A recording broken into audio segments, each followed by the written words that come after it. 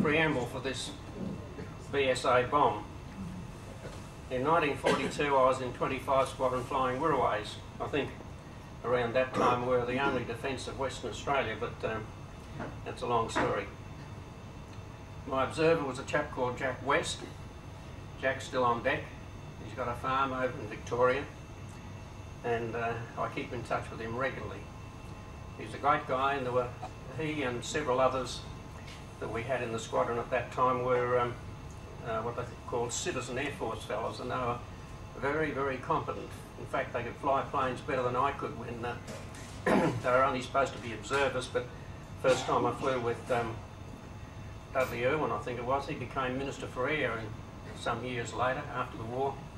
But he was an excitable chap, and very early in the piece I was sent up to do some obliques, 1,500 feet of a big bomb dump they had put in up near Spencer's Brook. I'd never done any of this before. In fact, I'd never flown a Wirraway until I got to Pierce. I'd been trained on Ansons. And as for positioning the aeroplane in order to take good obliques, I didn't have a clue. And Dudley got so upset about the whole thing that he yelled out at me over the intercom. He said, I'm taking over, and he got the spare stick and banged it in there, and he spun this Wirraway around, shuddering almost on the stall. He said, "That's where I want the bloody thing." And so I had to learn very quickly. But Noel Aldous, some of you may have known Noel. Noel was a commercial artist in Perth, I think before the war, but he was after the war anyway. But he lived in Mandurah and died a few years ago. But at that time, early 1942, there were 3 American B-26 Marauder bombers that came along to Pierce Air Base. And some of you here may even remember that, but they were practicing to be converted to torpedo bombers, and they did a lot of practice there. I think they dropped dummies in the Swan River and things like that. Somebody rang me up some years ago and queried that, you know. He felt that there'd never been a Martin Marauder here, but I assured him there certainly was. But the trouble was the bomb bay was not big enough to house the torpedo.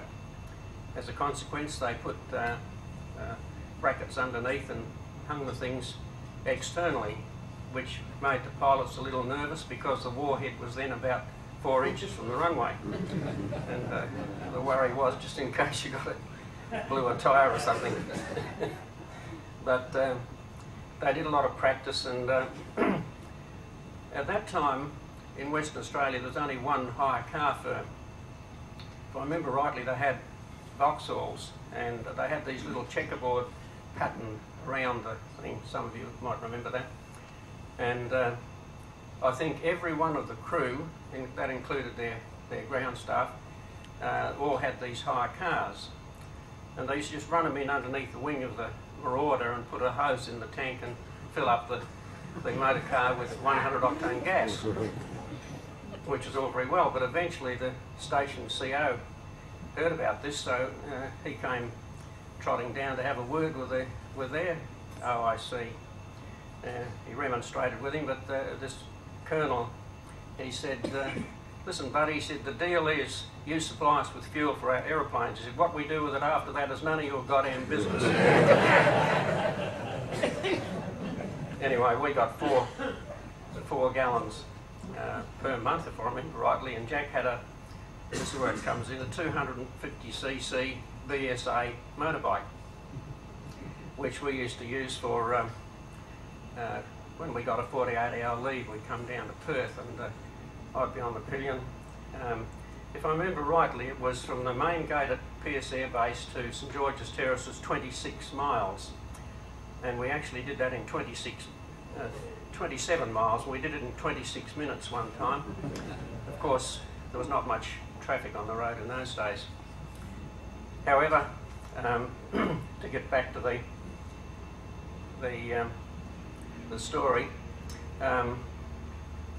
Jack and I, at that time, you might remember Sydney was lost on the 19th of November 1941, and on into 1942, I don't know why, but they resurrected the search, and Jack and I spent about 6 weeks flying up and down between Geraldton and Onslow looking for anything to be found on the beach in the way of wreckage or bodies or whatever, but we never ever found anything. During that time we had a few little escapades, I suppose you'd say. I think one of them, there were a station called Carterby near the coast up there. I was born in Carnarvon, so I was reasonably well known up there. And I used to fly down the main street and get away with it. Nobody, well, the local mayor did have a word with me one time and admonished me about doing that, but nothing ever happened. And unfortunately, Kev Proper John, when he took over from me, tried the same thing and got court-martialed and reduced to an LAC. So there was something to be said for being a local boy, I suppose.